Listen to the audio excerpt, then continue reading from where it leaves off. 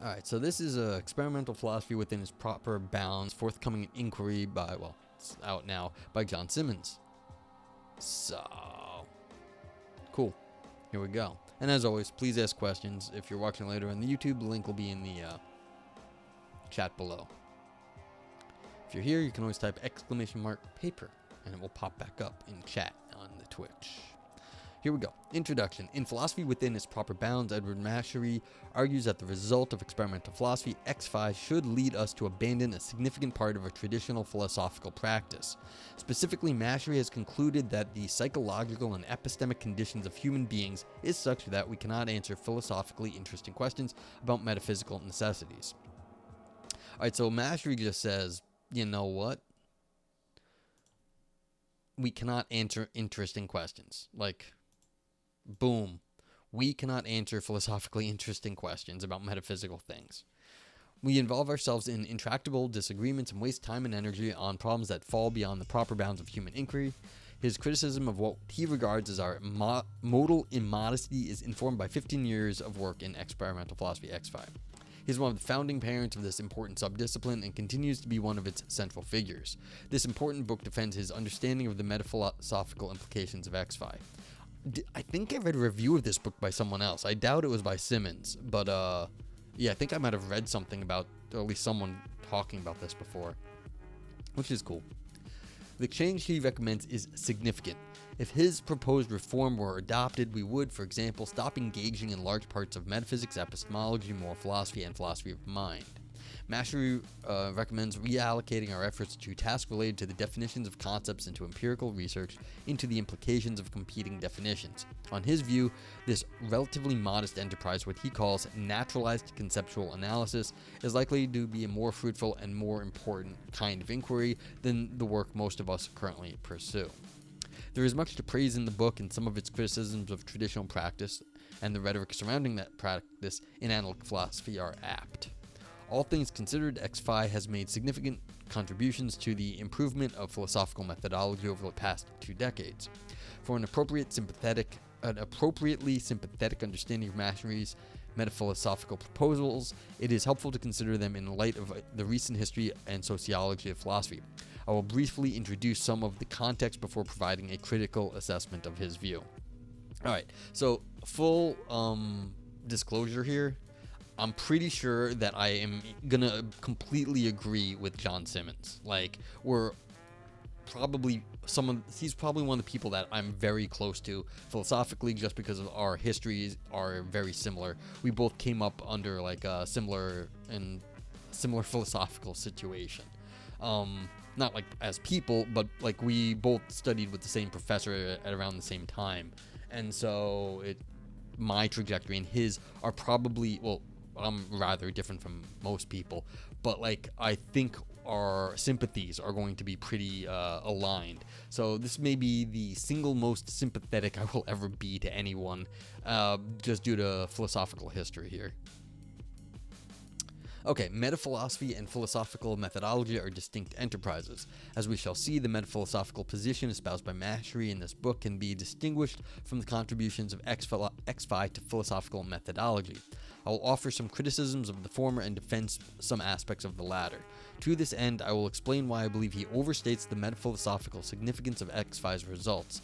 Nevertheless, I will argue that we can and should keep many of the insights and good methodological habits that come with X5, and that we can do so without thereby committing ourselves to any metaphilosophical position. X5 can provide guidance with respect to self-critical philosophical inquiry, but it should also be understood within its proper bounds. Alright. Intuitions and institutions. 1.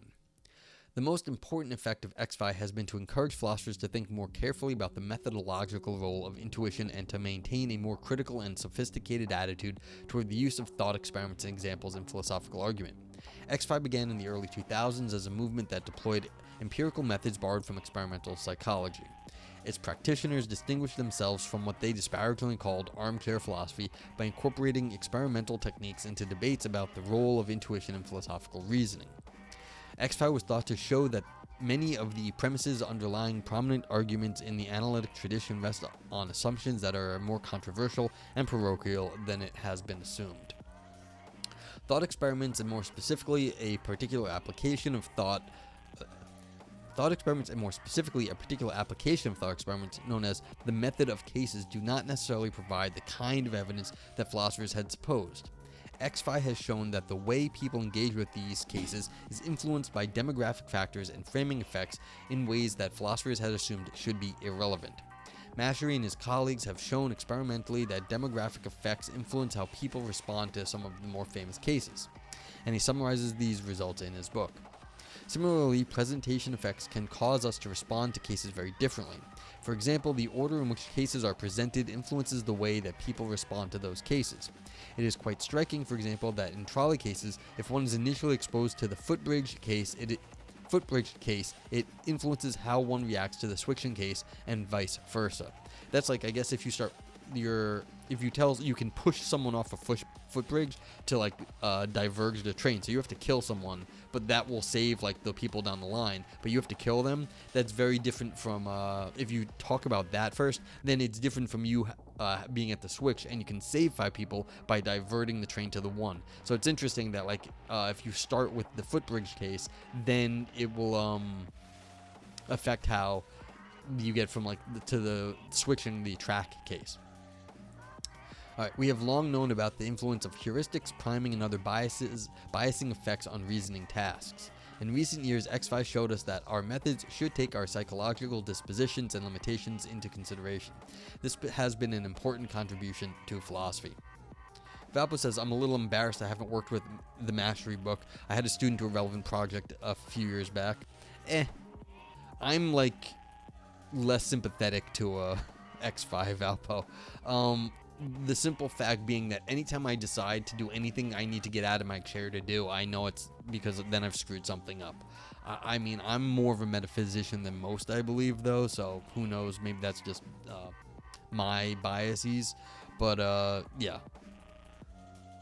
Well, the funny thing is, let's go see what the review says. How bad is it that, how bad are our psychological biases that we really do need to take them into account when we do philosophy. So, X-Fi should be understood as a reaction to some of the more extreme methodological tendencies in analytic philosophy. In the second half of the 20th century, the content and culture of academic philosophy in North America and the United Kingdom was shaped by the work of philosophers at a small handful of prominent departments. With some exceptions, these departments were situated in universities serving the political and economic elite of their societies. The development of the methodology of analytic philosophy during the post-war period is connected to the institutional structure of the discipline in ways that merit more careful study than has been undertaken to date. Well, this is completely fair. That why the university structure is set up this way is not that has a history, and it definitely affects what gets published and what gets supported in philosophy. It's just where's the funding for the philosophy, and if there's no funding for certain philosophies, it doesn't get done. It doesn't make the philosophy bad. It just means you couldn't convince anyone to fund you, but who's in power, who has the money, and that doesn't mean that they actually know what good philosophy is. That just means that those are the people that can be convinced. The people in power, the elites with the cash, have shaped what gets studied in philosophy. Okay, in spite of the relative paucity of research into the relationship between the sociology of philosophy and its methodology, there are reasons to posit a connection between the role of notions like intuition in philosophy and the institutional structure of the discipline.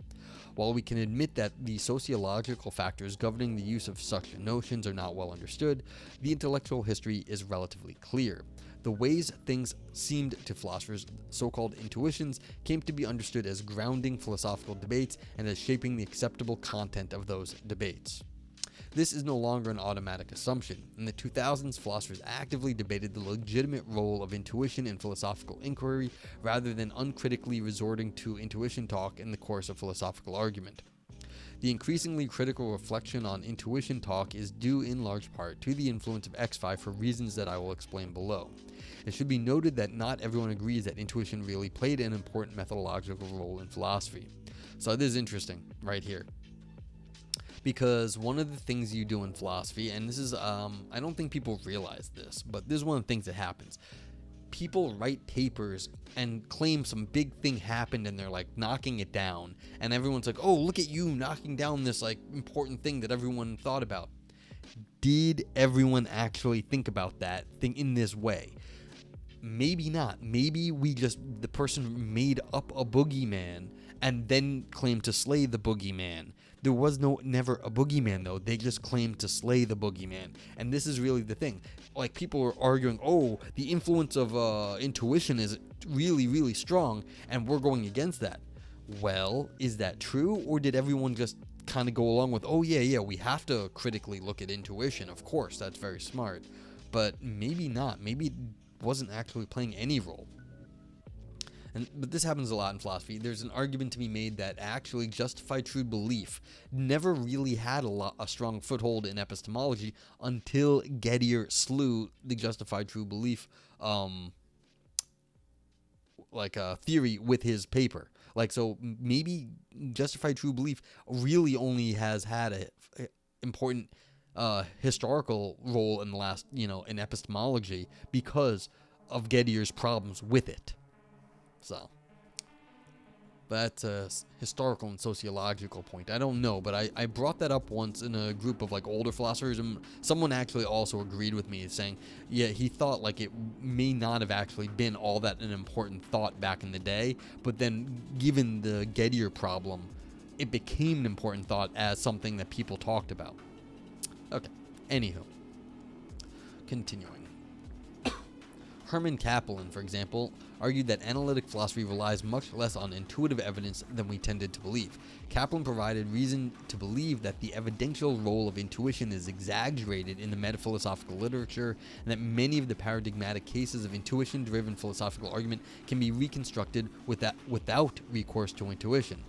Regardless of whether Kaplan's account of the relatively minimal evidential role of intuition is correct, intuition talk was certainly part of the rhetoric surrounding philosophical practice well into the early 2000s, and it remains a prominent feature of debates in moral philosophy. Yeah, I mean, people do talk about it. The question is, how outsized is the impact? Because, like, people say, oh, this is my intuition. Maybe, like, if you just said opinion, like, okay, that's your opinion. That's just like your opinion, man. But like, that's fine, and like, you don't have to put any weight to it. People be like, oh yeah, intuition's important. It's like, well, they may have probably also backed up what they were saying at that time if they said, this is my intuition, and like, these are my reasons for it. If you said, well, this is my opinion and these are reasons for it, then like, well, okay, what's the actual what work was the word intuition doing for them? I don't know. I'm very anti-intuition. Anyway, just put that out there. Okay. The critical attitude towards the authority of elite intuition that emerged in the 2000s is connected with the emergence of a critical attitude towards the authority of elite institutions. Snobbishness in Anglo-American philosophy manifested itself in a variety of ways, but having the right sort of intuition certainly seemed important for the membership. Having the right sort of intuition certainly seemed important for membership in the club. Oh, it is interesting. So he's straight up making a sociological point that once you agree, you have to agree with the people in power, basically. You have to align your intuitions with them. All right, so Symons continues. For example, it was common for philosophers to dismiss the unpedigreed as having a tin ear for philosophical questions and problems. To have a tin ear meant something like having a deficit with respect to the ways that philosophically significant topics should correctly seem. Oh my God, was he in the room when... No, I don't think he was in that class with me, because I remember a class where having a tin ear got brought up when I was an undergrad. I don't think he was there, though. Yeah, anyhow. But, like, this is the thing. Like, I remember someone, or, like, the professor said, like, that a certain philosopher had a tin ear for certain things, and someone asked, well, what the hell does that mean? And he said, oh, I can't explain it to you. It's like you don't really understand the important questions in this area. So, yeah, I don't think he was in the room, but maybe he was that day. I don't remember. It's a long time ago now.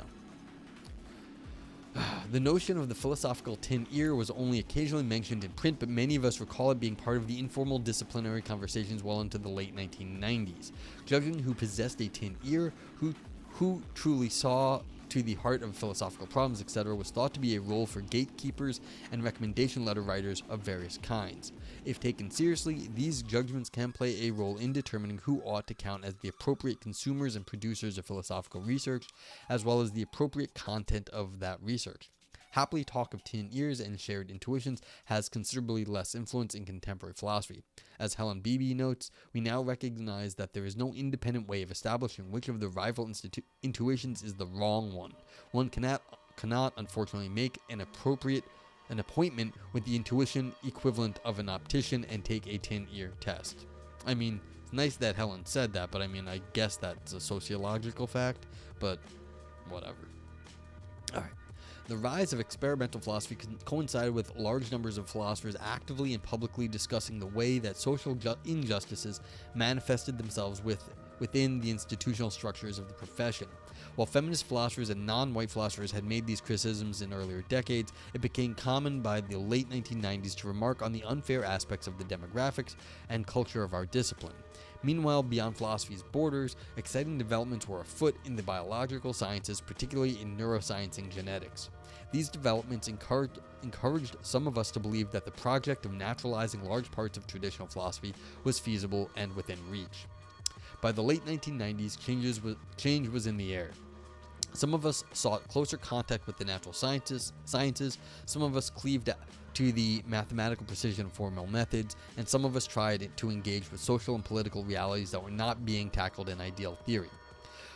Furthermore, by the late 1990s, it was increasingly common for philosophers to have had at least some graduate level education in disciplines outside of philosophy, for example in psychology, the natural sciences, computer science, or mathematics. For all these reasons, there was a receptive audience among my Gen X peers for the empirical methods and anti-elitist attitude of the X-Fi pioneers. Yeah, this guy's older than me. He's definitely Gen X, like elder millennial here. The role of the psychological reasoning in philosophical methodology. The history of philosophy is regularly punctuated by periods where metaphilosophical reflection takes center stage and becomes an explicit concern for philosophical communities. At these moments, philosophers have tried to understand both the scope and limits of philosophical inquiry and its status relative to the natural sciences and other forms of inquiry. Philosophers also concern themselves with the usefulness or harmfulness of philosophy, as well as its political and social function. X-Fi differed from the usual forms of self-critical reflection by introducing the empirical study of philosophical practice. A focus of X-Fi research has been the so-called method of cases. Critical engagement with the method of cases serves as the basis for some of Mastery's broader metaphilosophical claims. However, as Margot Strominger has pointed out, many of the central texts in recent metaphysics and philosophy of language simply do not rely on the method of cases. While this blunts the generality of Mastery's metaphilosophical criticisms, the method of cases has nonetheless played an important role in the history of recent analytic philosophy, especially perhaps in the pedagogical practices of academic philosophy. For example, many of us use the method of cases as a way of introducing problems and questions to our students. That approach is flawed, as we shall see. X-Fi presents experimental evidence that demographic factors and presentation effects influence our interpretation of philosophically relevant aspects of prominent cases in the literature. X-Fi also shows significant divergence between the ways that philosophers and non-philosophers interpret these cases. I don't know what the method of cases is, but I guess, he's going to explain. Let's begin by explaining what the method of cases is before examining the criticisms presented by experimental philosophers. The method of cases is built around a narrative describing an actual or possible scenario. These are usually cases where the content is weird or exotic in some way, and the narratives are engineered for philosophical purposes. The most widely discussed include, for example, trolley and footbridge cases, where we reflect on deontological and consequentialist approaches to the question of whether or how to sacrifice one life for many.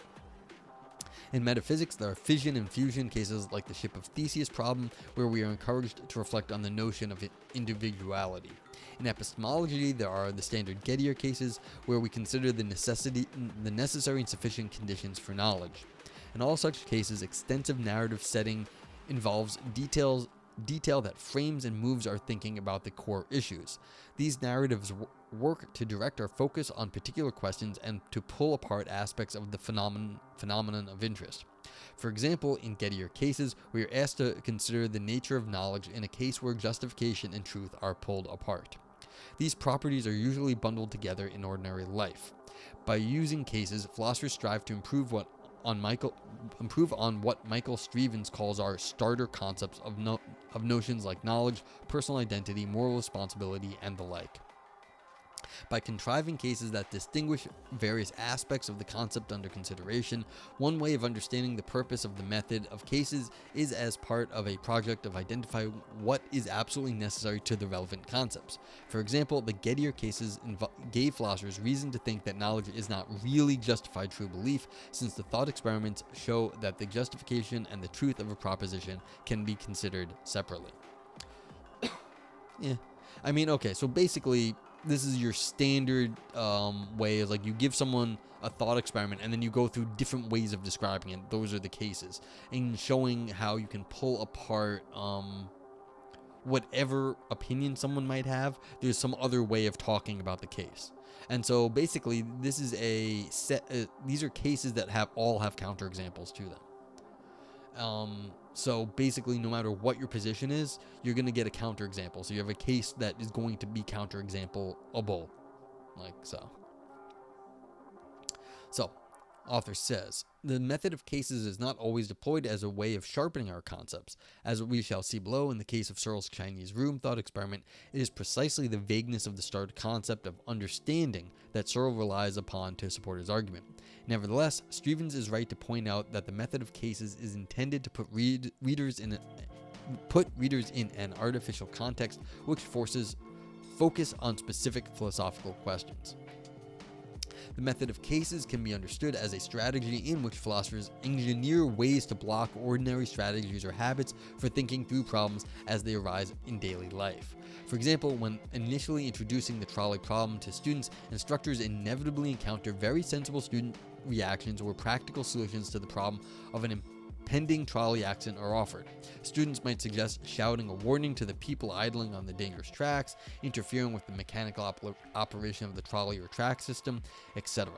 In response to untutored practical responses and alternatives, the instructor must engineer the case such that the practical interventions and alternatives are not available and the ethical issue is made unavoidable. Yeah, almost all, I guess, philosophical problems are completely ridiculous. Very, very, very unlikely and rare that anything of this ever happens in the real world. Once in a blue moon, you're going to have something like this.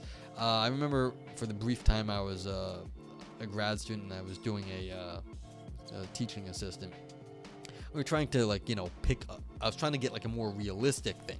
Say, look, say you have a car accident and you're an EMT and like you're basically doing what you can for the people at the moment at that time.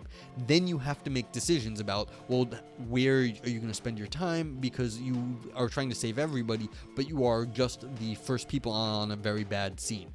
That's the sort of thing where, okay, you do what you can, but like it's not one of these like super manufactured things. You're just doing what you can. And so I tried to explain the vagaries of the ethical decisions you have to make in one of these situations, as opposed to like the trolley problem, which is completely manufactured, and you have to tell people like, oh no, you can't fix the problem.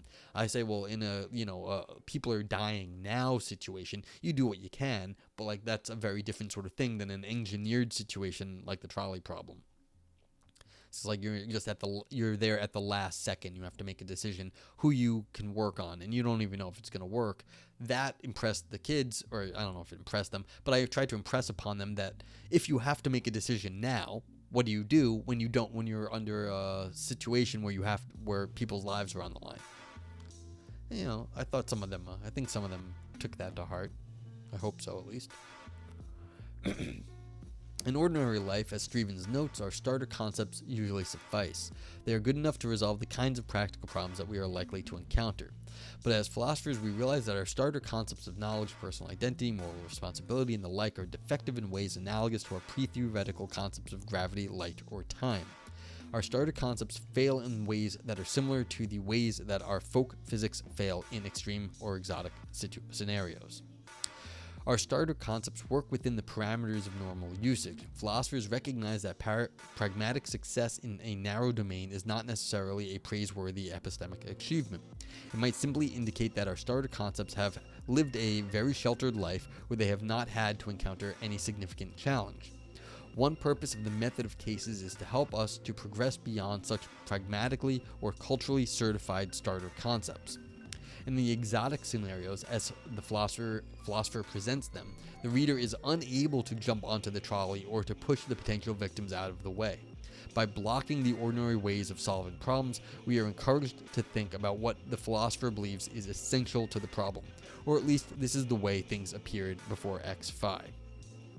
It is difficult to disagree with Symons' view that we should cultivate a critical posture towards our starter concepts.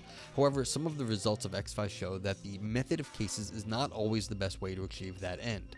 One problem with traditional attempts to engineer cases is that they involve asking audiences to reason in abnormal contexts. This is one of the things that drives me crazy about them. You're asking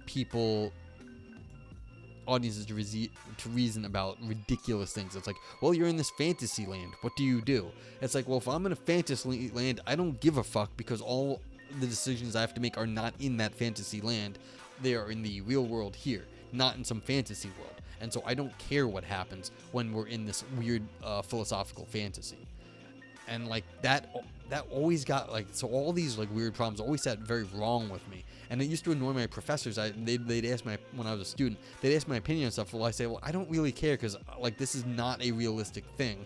If it was a realistic thing, then I could make a decision. But like this is completely unrealistic. You want me to make a decision, I'll make one. But it's like completely arbitrary.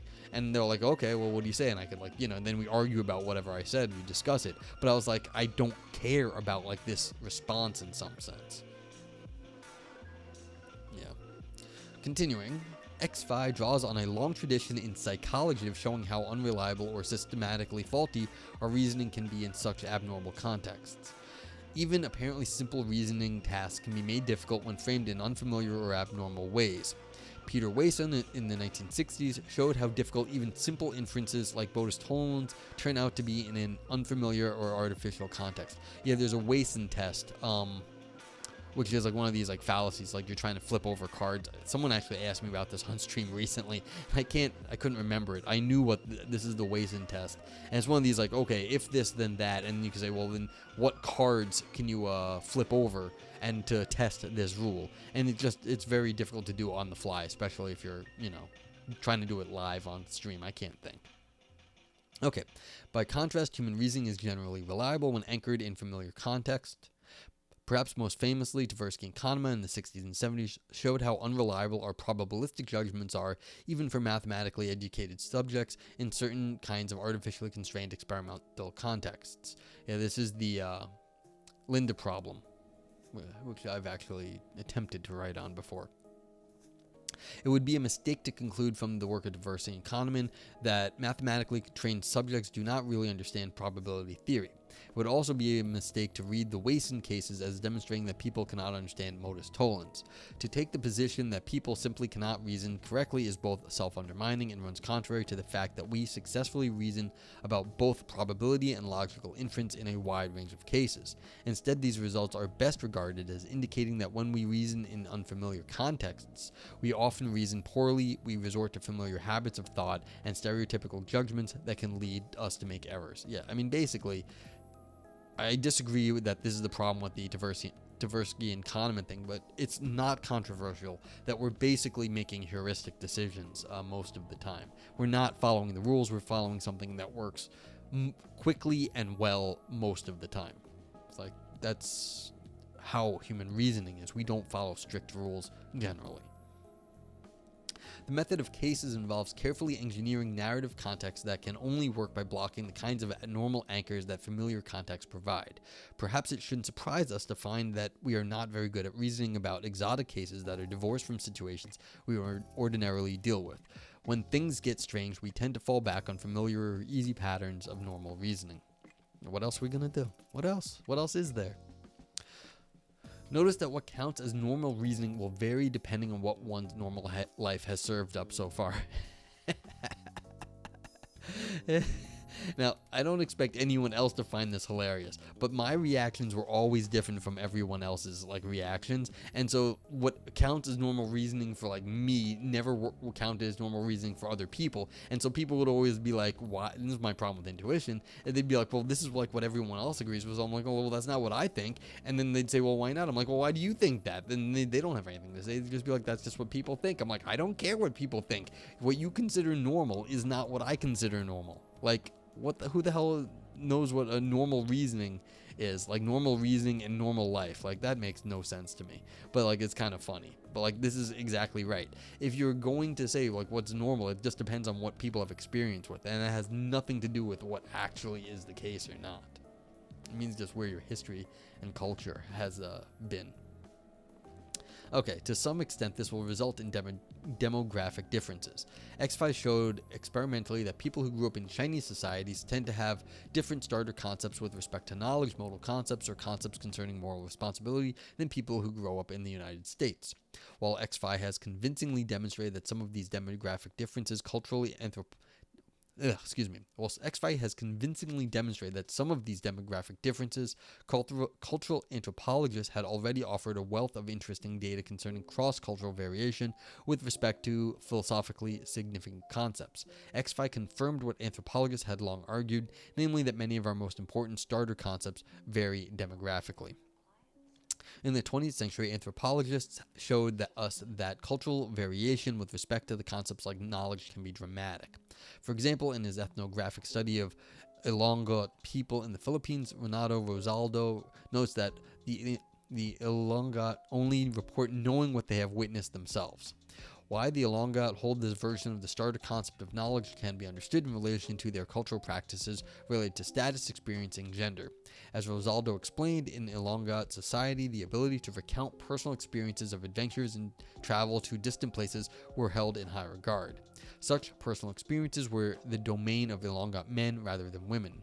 Claiming to know and claiming to be acquainted with were thus closely entangled given the manner in which the Ilonggo apportioned social status.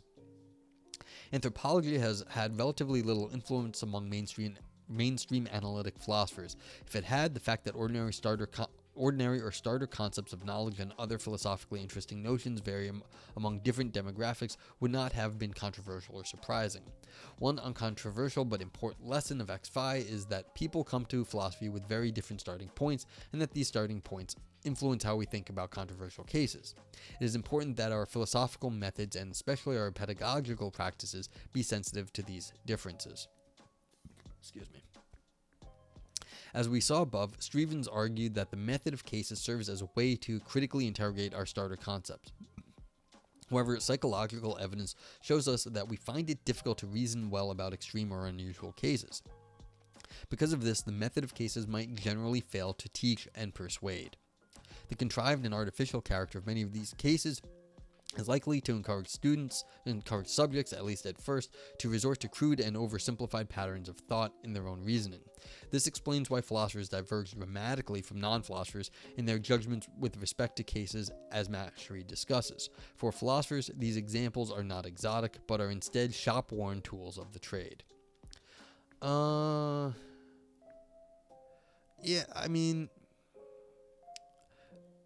Explain why philosophers diverge dramatically from non-philosophers in their judgment with respect to, trolley problems and stuff. I guess this is right. This is just if you ask a physicist what is going on in space, it's gonna be very different than if you ask a person just who doesn't know any astrophysics what's going on in outer space. So I feel like maybe there's also, it's not just the culture, but there's also a semantic gap. People just don't have the language to discuss things very specifically. So it's yes, shop-worn tools of the trade, even in terms of language, is going to be part of this. So I guess that would all fall under this little bit of lingo right here. Okay, so suspending judgment about cases versus critically engaging with their assumptions. Even for experts, the method of cases can fail to lead to consensus. In fact, Mashari's skepticism concerning the usefulness of the method of cases is focused precisely on examples where expert disagreement among philosophers, seems intractable. His conclusion is that in those cases, philosophers should suspend judgment on the specific question under consideration. For example, given the apparently intractable disagreement about the possibility of philosophical zombies, philosophers should simply abandon that debate and move on to other problems. However, in this section, I will argue that this is not the only metaphilosophical path open to those of us who take the experimental insights of X-Fi seriously. Rather than recommending that we simply give up, we might take the lessons of X-Fi as resources for thinking more carefully about the manner in which cases are engineered. The source of intractability need not be the method of cases per se. It might, for instance, be from the manner in which a standard case or thought experiment has framed a specific philosophical problem. X-Fi encourages a critical spirit with respect to the way that cases frame philosophical questions. In this spirit, one could imagine that alternative cases or even an as yet undiscovered refinement of an existing case might render the problem tractable. Indeed, one could imagine experimental philosophers taking an interest in empirically investigating such strategies. Consider taking this critical posture towards, for example, Searle's famous Chinese room thought experiment. Searle's argument is one of the most influential uses of a thought experiment in the late 20th century philosophy. Mashari regards it as a striking example of the method of cases. It purports to show that machines implementing programs cannot understand natural languages. There is a range of conflicting reactions to Searle's argument and has spawned a large literature of responses. It can serve as an example of the use of the method of cases that generates intractable disagreement, and it likely counts as an instance of the kind of problem where Mashari would urge us to suspend judgment. However, when we are asked to determine whether the Chinese room understands Chinese, suspending judgment is premature and perhaps not properly in the spirit of X-Fi for reasons I will explain below.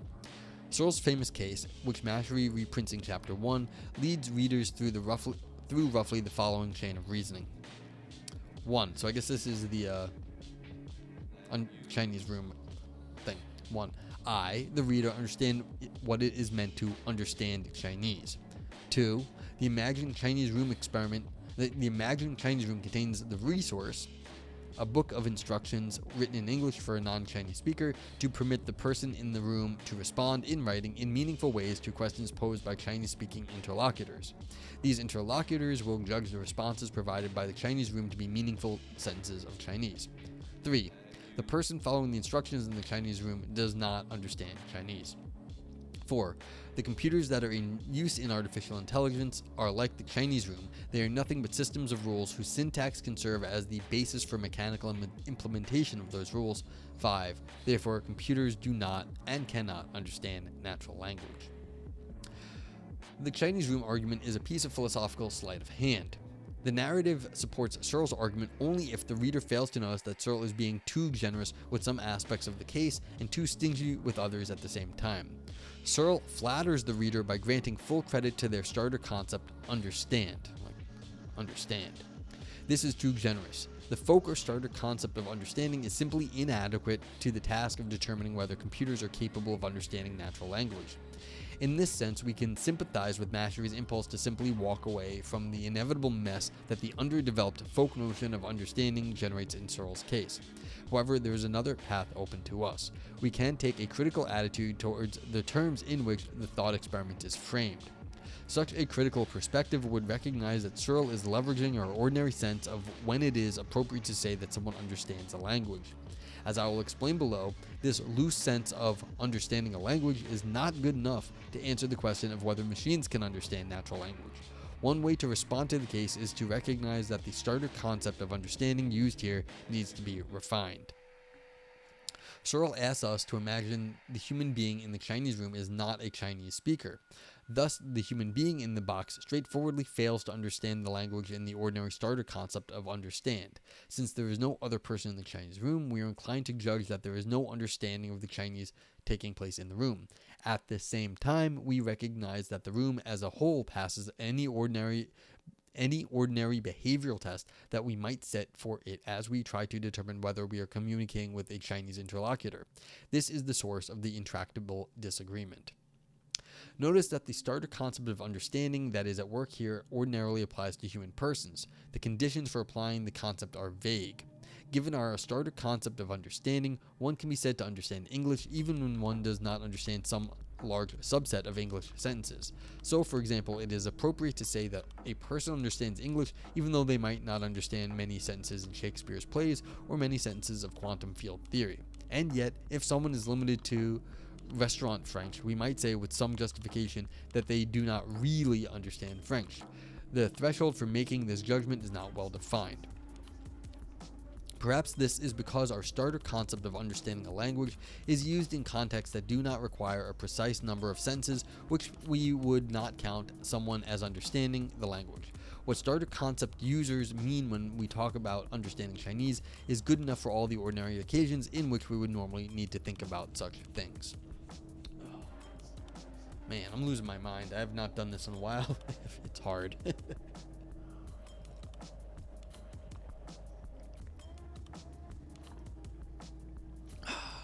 Remind me, if any of you have any questions out there, a quick reminder, please feel free to ask. You see, what's happening here is that the author Symons is picking apart the Chinese room thought experiment, which, as a good philosopher, you can do. You can pick this thing apart and show that basically maybe it's not a good thought experiment, or it's not showing what it's supposed to, supposedly shows. And so the problem is the fact that people are arguing about it doesn't show that it's intractable. It just shows that John Symons is a better philosopher than the people who can't figure out what to do about these Chinese room thought experiment. So as far as I'm concerned, Symons is flexing right here. He's picking it apart, and then all the other people are at this impasse, and he's just picking it apart right here. Just be look, the word understanding in the Chinese room is completely vague, ill-defined, and basically this is a massive problem because it's used in all the critical spots, and it's used in critical spots in different ways. So even if it wasn't ill-defined, it would still be defined differently in different spots. So basically, this is a bit of a flex.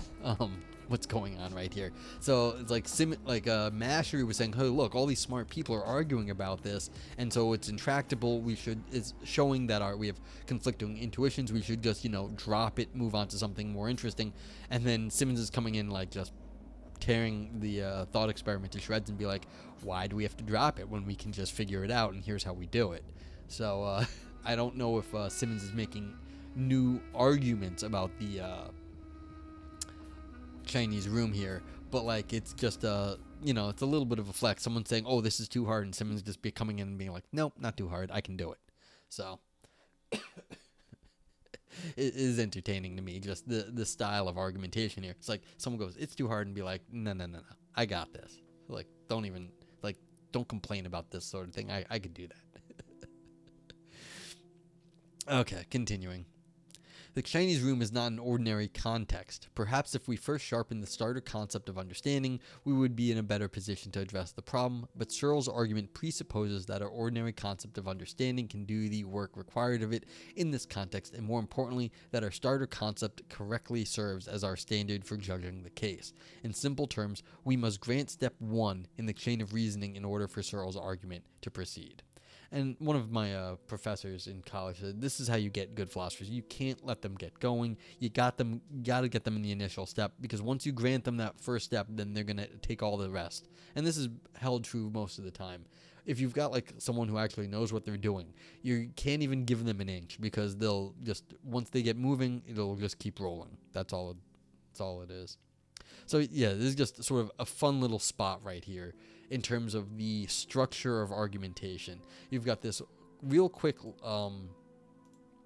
thing. It's what do you do about these things?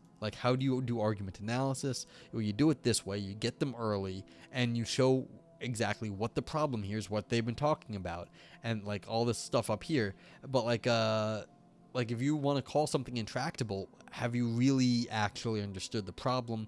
And then so there's more than one way to go about it. You don't want to walk away from the problem if you actually didn't understand it, but you're assuming if you're going to tell people that it is intractable or that everyone's intuitions vary, it's like, well, do all the people's intuitions vary because we understand it or it's not understandable, or is it because there is a problem with it and you need a better philosopher that just can point it out, like Symons is doing, just be like, boop, this is the problem. And if we realize that the theory of understanding at use here has multiple definitions and they're all vaguely defined, then it's like, well, okay, now we can understand now we can start to work on what that problem is.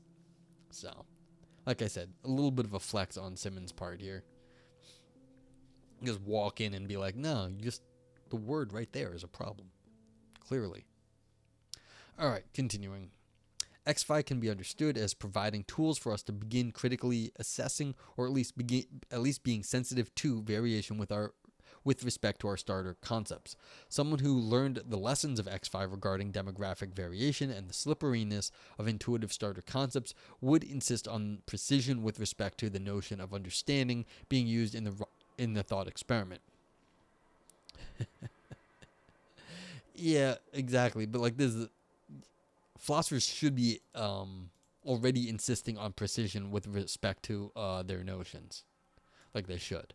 Like in general, but it's easier said than done.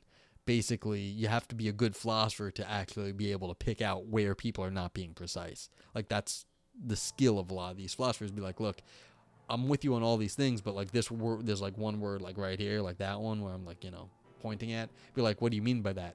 And that's a sort of thing. Dizgiz, what's up?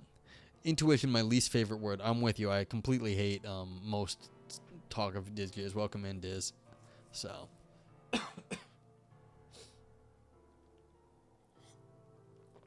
yeah. But that's the thing. It's like people have to rely on something and say, well, this is just what I say or this is what I believe. And you can call it whatever you want. Like, this is just like your starting position, like what they're saying, starter concepts. But it's like, yeah, everyone has to start somewhere. And that is like, you can't take that away from people because everyone does have to start somewhere. I mean, then you can change your idea over time, but you have to give people a starting spot because it's unfair if you don't. So, and yeah, feel free to ask questions or make comments. Thanks for stopping in.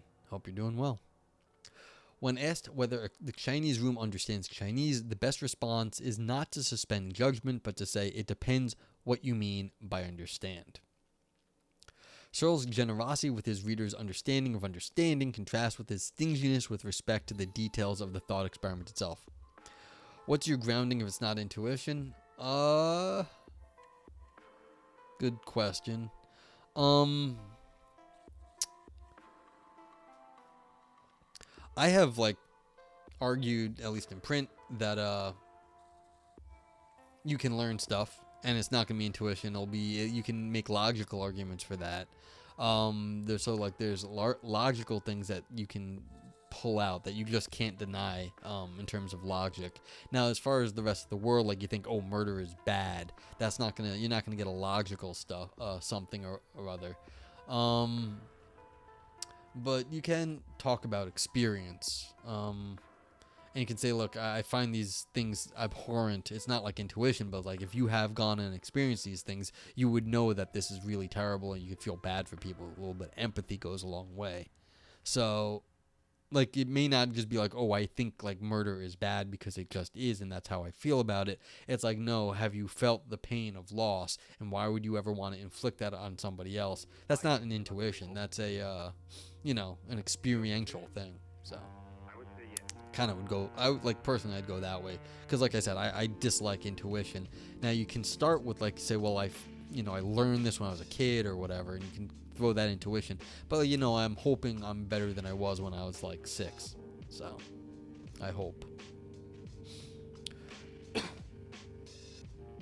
Alright, Searle gives almost no account of the algorithm for instructing the non-Chinese speaker in how to respond to Chinese questions. He asks us to imagine that a book has been produced with rules governing all the relevant kinds of questions and responses that the Chinese room will face. Here, critical readers should ask for more details before suspending judgment.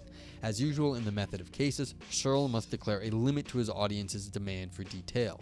As we saw in the discussion of Symons' view of the method of cases, the philosopher must limit the detail of the narrative in order to close off certain lines of questioning by fiat. In this case, in order for his argument to be persuasive, the reader must trust Searle that his hypothetical computer scientists figured an algorithm for competent use of natural language and that this algorithm could be converted to the form of a book of instructions. Yeah, I mean, I think I've heard other people argue, I think Aristotle once mentioned this on his stream, that basically it would be an infinite book because it would have to deal with infinitely complex the infinitely complex Chinese language that's constantly changing, so the book would have to be an infinite length, and so that's impossible. So, again, something you have to grant, but it can't possibly work. All right. As we have seen, Stevens' defense of the method of cases discussed above does not apply to the Chinese room case. This is because Searle's thought experiment is not helping us to sharpen our starter concept of understanding. On the contrary, Searle is leveraging the weaknesses of the starter concept and using it to help persuade his readers that artificial intelligence is doomed to fail. Searle's Chinese room is a thought experiment that is devoted to supporting a particular philosophical conclusion while leveraging a defective starter concept of understanding. Far from helping us to sharpen or improve in that concept, Searle's thought experiment relies on its deficiencies. I've taken the time to discuss the Chinese room in order to indicate what I take to be an alternative way of responding to X-Fi's treatment of the method of cases. X-Fi arms us with the following insights. We have considerable evidence to support that many of the standard cases that philosophers have used are of relatively limited pedagogical value for reasons discussed above. It is quite possible that the method of cases can serve us as a useful means of discovering truths about our concepts, but as X-Fi has shown, it is not a reliable method for justifying those discoveries to broader audiences.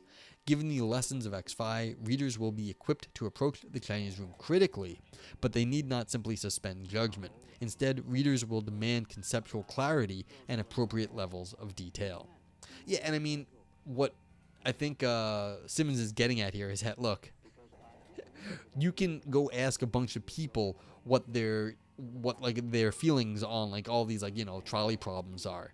And if we were getting back like crazy amounts of like just conflicting information, maybe it's not the thing that we have to suspend judgment. It means that we have been using bad concepts, because otherwise people would figure stuff out. Like you can ask enough people, and some of them are going to be smart, and some of them are going to know something good to say, even if they're not like trained philosophers. And so the idea that like we should suspend judgment, Symons is like, no, that's the wrong thing. It means we have screwed up the question, not that the question needs to be ignored. Like, you have to fix the question. All right, modal immodesty and metaphilosophy. Mastery's metaphilosophy is naturalistic and pragmatic in spirit. In this section, I will argue that he is mistaken to regard X-Fi's critical engagement with the method of cases as providing significant support to this broader metaphilosophical position. Let's begin with his criticism of modal reasoning. Our modal reasoning is concerned with what might, must, or could not be the case. To varying degrees, we all assume that a world other than the world we know is possible. As philosophers, we ask, for example, whether it is possible for the mind to exist without the body. As mathematicians, we ask whether it is necessarily true that the square root of 9 is 3. In ordinary life, we reflect on what we are morally obliged to do in various situations, and we try to understand what kinds of decisions or lives are open to us. We use imagination and construct fictional narratives. For example, we consider what it would be like to deny certain features of the actual world and consider what things would be like if, for instance, I had actually become an electrician instead of a teacher. While much of this kind of reasoning would be acceptable to Mastery, he thinks that philosophers have gone too far. Mastery opens his book by arguing that philosophers' flights of fancy are curbed by the work of X-Fi. The criticism of the method of cases is taken to support his skepticism towards modal reasoning. However, it is unclear how the two are connected. As Margot Strominger has noted, for example, there is a range of distinct paths to modal knowledge that have been discussed in the recent literature. Most importantly, the so-called inferential path to modal knowledge is exemplified by Kripke's arguments in naming a necessity. As Strominger explains, the inferential path takes the following form. Given that one knows that P and P is necessarily true, if one can infer that P is necessary. The inferential path to modal knowledge is unrelated to the method of cases and therefore evades Mastery's criticism. Yeah, so if you can figure out that there is something that you can infer that something needs to be the case, that whatever it is, like if it's true necessarily, you can infer it. Like if it is from maybe some other principles, and it's not a question of cases that you're running through. Of course, Mastery recognizes that the experimental results he presents are not strong enough to block the possibility of modal knowledge. However, the purpose of his argument is simply to persuade us that we should be less confident than we suppose that we have the kinds of access to modal knowledge. In practice, epistemic humility is a virtue, and I have described the salutary effect of X-Fi in this regard. However, there is a difference between adopting self-critical methodological practice and endorsing metaphilosophical prohibitions. Yeah, I mean, this is the thing. You got to be humble in what you say you know and what you learned. But that doesn't mean you don't know stuff. You can know some stuff. So the idea that you can't know this is like, well, I don't agree with that either. Okay, take a metaphysical claim where we all seem to agree. We say, for example, that it is impossible for something to be red and green all over at the same time. We also say, for example, that it is impossible for me to imagine that I own a 7-sided regular polyhedron. Here we do seem to have some knowledge of what must be the case. Sometimes philosophers worry that this knowledge does not compare favorably with knowledge we have of the actual world. And yet, in some sense, claims like these have had a significantly higher epistemic status than the particular claims of the empirical sciences. My experiments can go wrong, but at least some of my metaphysics will be unshakable.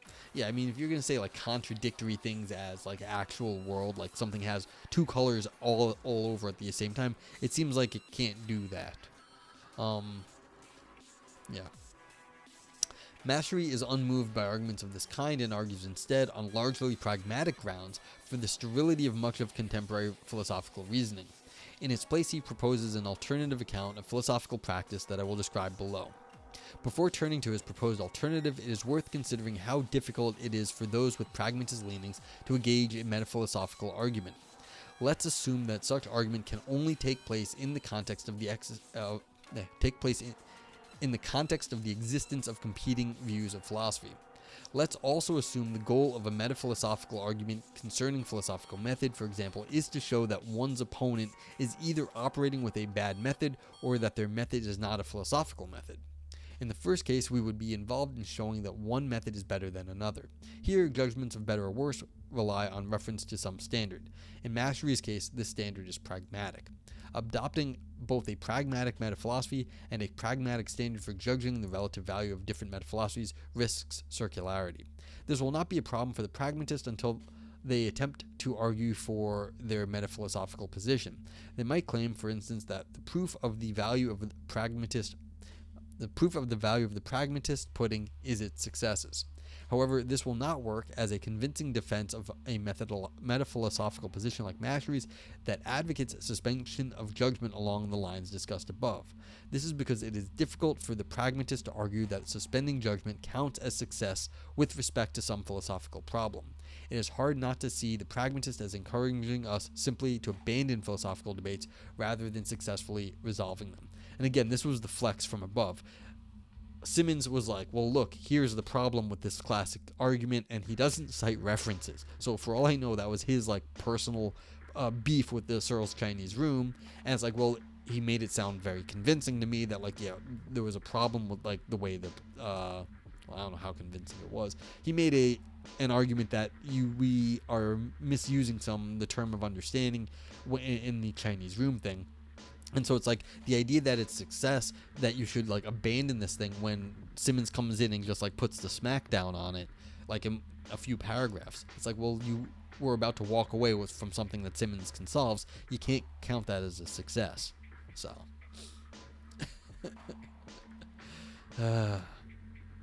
Mastery advocates an alternative approach to philosophical practices loosely modeled on Carnapian explication, which he calls naturalized conceptual analysis. The goal of Mastery's enterprise is to identify flaws with the existing concepts and to engineer or re-engineer concepts for specific purposes. Where his approach differs from traditional conceptual analysis is in its emphasis on what he calls empirical invalidity. Concepts are empirically invalid on this view when they do not reliably serve in inquiry. In Chapter 7, he provides an analysis of the concept of innateness as an example of what he has in mind. He explicitly identifies this project with engineering and follows Gramsci in seeking to remedy morally or politically flawed concepts. According to Gramsci, the bourgeoisie maintains illegitimate power over the rest of us in virtue of a cultural hegemony where ideology rather than physical force organizes social hierarchies by making the established order seem normal or commonsensical. Gramsci's account gives intellectuals a central role in the construction of social reality insofar as they actively contribute to and sustain the ideological environments that shape our lives. This approach can be challenged on a variety of levels. Most obviously, however, it assumes some prior settled moral or political orientation that guides the engineer's ameliorative project. Mastery refers in passing to critical theory as one of the remaining tasks for philosophy. However, if we were to settle on an orientation such as Gramsci's or that of later critical theorists, we would presumably have arrived at our position via a method other than conceptual engineering. It is difficult to imagine arriving at a plausible ethical or political position without engaging in precisely the kinds of philosophical inquiry that Mastery criticizes elsewhere. Historically, for example, the tradition of critical theory assumes a broadly Marxist political orientation. One certainly would not want to uncritically assume the truth of a Marxist metaphysical and normative framework when embarking on one's putatively ameliorative project. Yeah, it's like this whole thing is like, well, if we're going to ignore whole things of philosophy, but you're also ignoring all their successes with the method that was not experimental philosophy, then how do you know you're not throwing the baby out with the bathwater? I mean, that's what he's asking right here. How do you actually figure out what you can cut, like pragmatically, and from not? And if you're only looking at the pragmatics and it counts as a success every time you cut something, then you're getting into this circularity that Symons was arguing above. You're throwing out the baby with the bathwater, but you're calling that a success because you've, got rid of the problem. But did you get rid of everything good too? But well, they're not asking that because they only have the pragmatic tools here.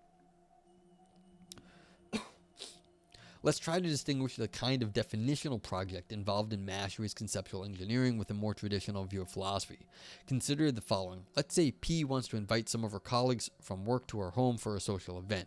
She doesn't want to call this event a party because that term has connotations that are unsuited to what she has in mind. She wants to be hospitable, but she would prefer not to see her colleagues drunkenly carousing, dancing, or talking too loudly. She wants to improve her working relationship with her colleagues, but she is less interested in making new friends and more interested in the smooth and efficient operation of her place of work and her own success therein. In this context, P is a pragmatist whose purposes are clear. As she drafts the invitation email to her colleagues, she settles on calling the event she plans a get-together.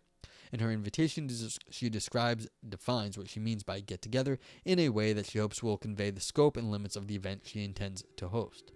P's definition of get-together as she crafts her email message involves the kind of conceptual engineering project that Mastery has in mind.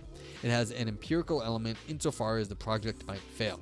Perhaps she is insufficiently clear about what the characteristics of a get-together are, or perhaps her mention of wine in the invitation gives some of her guests the wrong impression. If so, she will know better next time and will revise her description definition accordingly. It would be strange to think that what P is doing should be called philosophy. To begin with, she is not interested in discovering what constitutes a party or get-together. Her goal is not knowledge or increased understanding, but is something else, perhaps professional advancement or social harmony in the office. From P's perspective, it is certainly the case that the question of knowing what really counts as a party or get-together is at best orthogonal to her purposes and probably a pointless waste of her time. There are more pressing matters to attend to. When philosophers take this attitude towards the philosophical enterprise, we generally call them pragmatists. People who want to know what parties really are have philosophical rather than pragmatic motivations. Not everyone who is a philosopher wants to know what a party really is, but if you're concerned with knowing such a thing, you're probably a philosopher and probably not a pragmatist. Now, it is likely that there is nothing more to being a party than the social conventions involved. Perhaps there is no essence of a party. But it is important to notice that discovering whether that is true would involve a philosophical rather than a definitional practice. Yeah, I mean, this is again being like, if you actually look at what Mastery is claiming here, then it's sort of undershooting the mark. The conceptual engineering is, sure, it's a fine thing, but are you getting at what people are actually looking for? Again, you're throwing out the baby with the bathwater. Okay, so where are we? Okay, we're almost done right here. It took a little bit of time, but that's alright.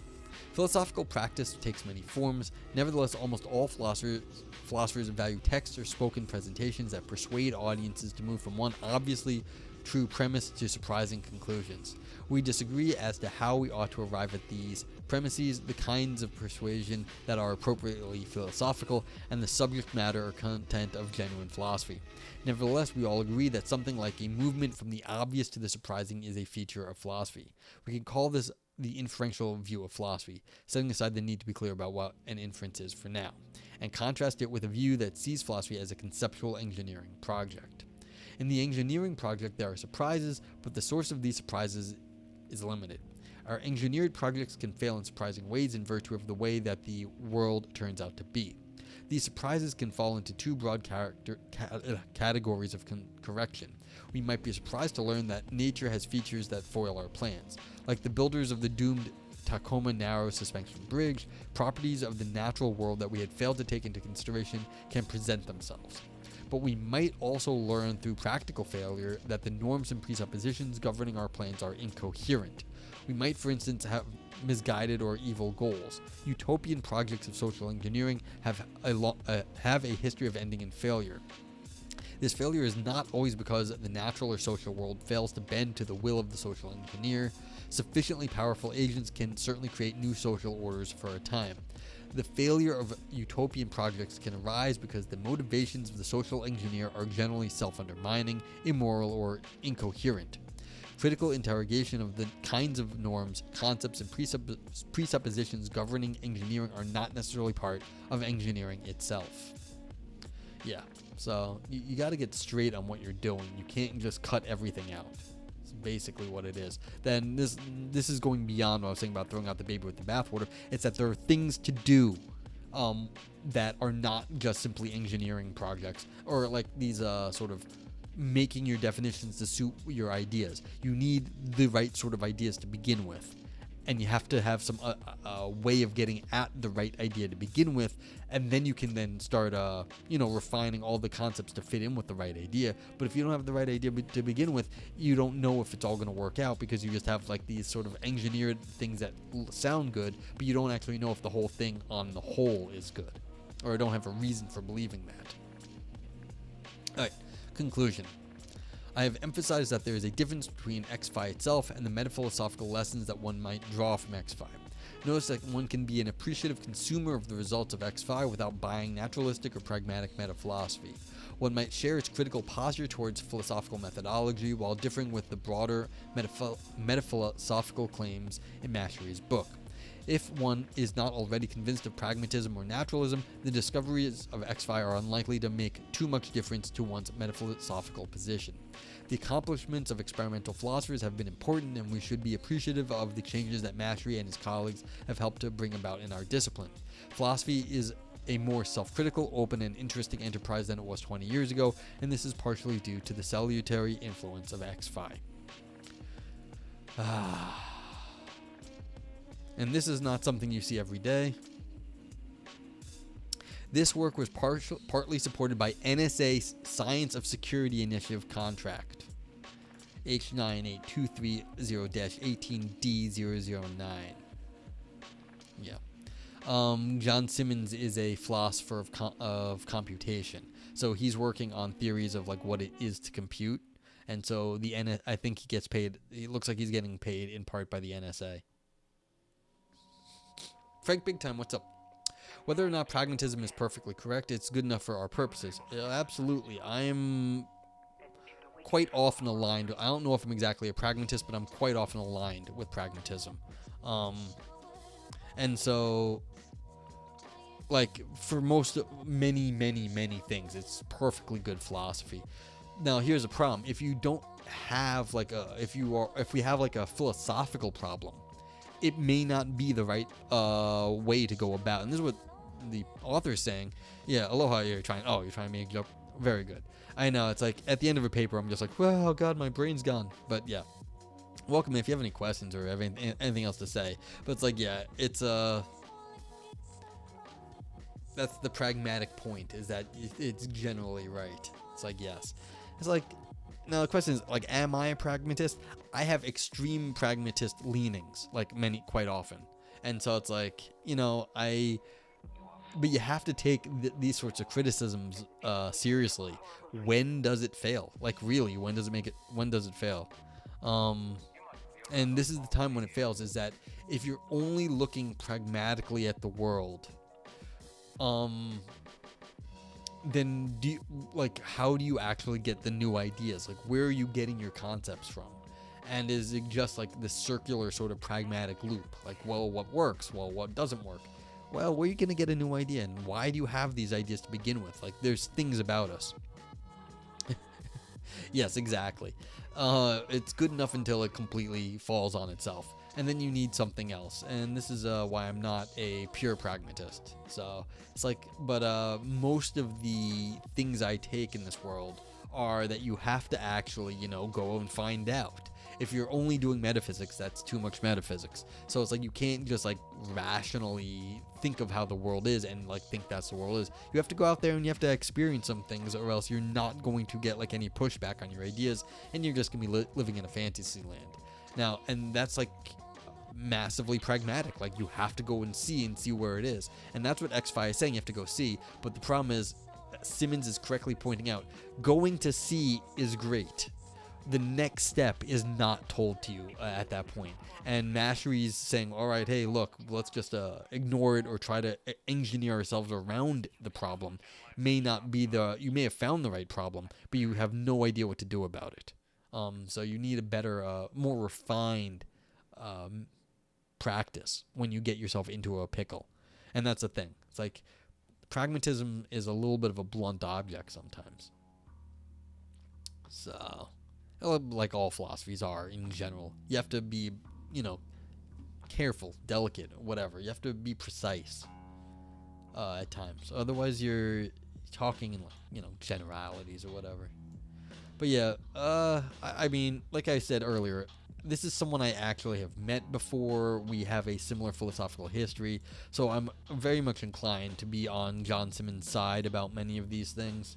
I thought he was kind of flexing on Mastery a lot of this paper, saying, hey, look, you're saying in your major example that there's nothing important to be said, and then he goes and drops some knowledge on, like, hey, this is what you could have said, this makes a lot of sense, and you're not like, and no one's like talking about like what some obvious problem with this thought experiment is, and you said give up when I can just be like, boom, right here. So it's like, all right, little flex, but like, that is the whole point. It's that the Mastery style pragmatism couldn't handle like someone who actually knew what to do when they ran into a bad problem. It's like, that's fine. The experimental philosophy can tell us what the problems might be. It doesn't have any grand ideas about what to do about it. So,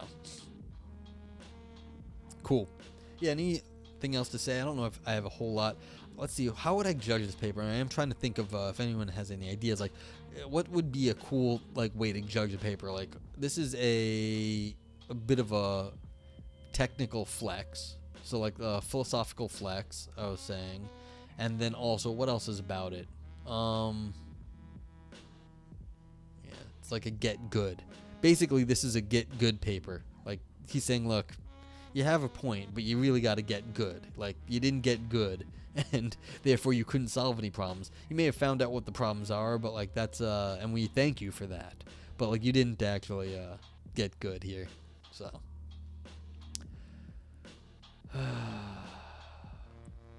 Okay. Yeah, I have to think of like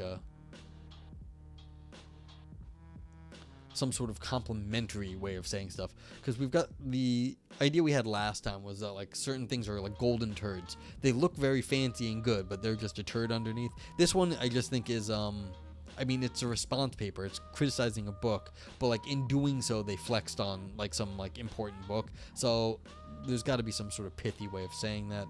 I don't know what it is at the moment, but this is an interesting thought. Like, this is a good paper. It's kind of narrow, but it was also kind of impressive because in the course of doing the criticism, you know, it touched on a bunch of things. It criticized John Searle's Chinese Room, which, you know, it's huge literature.